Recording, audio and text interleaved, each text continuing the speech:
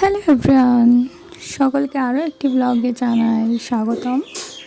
আপনারা সবাই কেমন আছেন?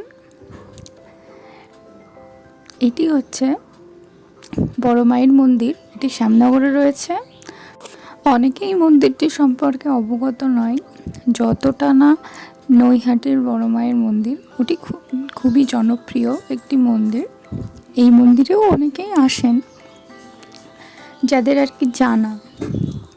তা শ্যামনগর স্টেশন থেকে কিছুটা পথ হেঁটেই এই মন্দিরটি পড়বে। সামনেই গঙ্গার পাড়, ওখানে স্নান করতে পারে, সব কিছুরই ব্যবস্থা আছে।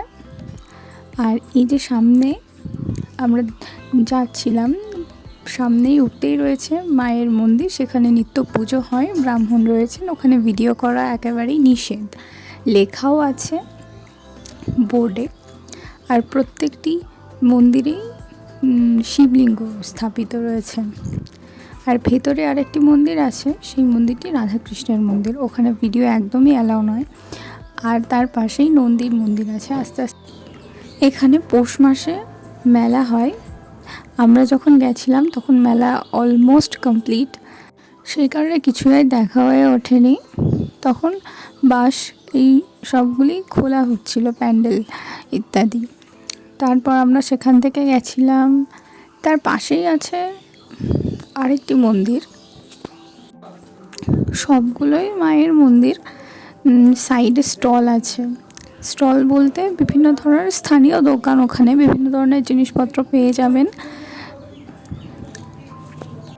এই মন্দিরটি থেকে বেরিয়ে কিছুক্ষণ হেঁটে জলখাবারের দোকানও পেয়ে যাবেন। যারা সকালবেলা যাবেন ওখান থেকে অবশ্যই খাওয়া দাওয়া করে নিতে পারবেন। বিশেষ করে পৌষ মাসে যখন মানুষের অনেক ঢল হয়ে যায়, তখন ওখানে বিশ্রামাগার হিসাবে এই বসার জায়গাটি করা হয়েছে। ওখানে তখনও কিছু কিছু মানুষ বসেছিলেন। তারপর অনেকে এখানে গঙ্গা স্নানেও আসেন। তারপরে বাবা মায়ের শ্রাদ্ধ শান্তির যে কাজটা এখানেও হয়, একটু হাতে করে সময় নিয়ে ঘুরে আসলে বেশ মন্দ হয় না, ভালোই লাগে। মন্দির মানেই হচ্ছে মন, সেখানে গেলে একদম শান্ত, ফ্রেশ, সব দিক থেকে চিন্তামুক্ত হয়ে যায়, একটা শান্তির জায়গা। এই মন্দিরটার কথাই বলছিলাম, যেখানে রাধাকৃষ্ণের মূর্তি আছে, আর পাশে শিব ঠাকুর আর নন্দী আছেন। এখানে ভিডিও করতে দেয়নি, দূরের থেকে ভিডিও করা হয়েছিল। আর পাশে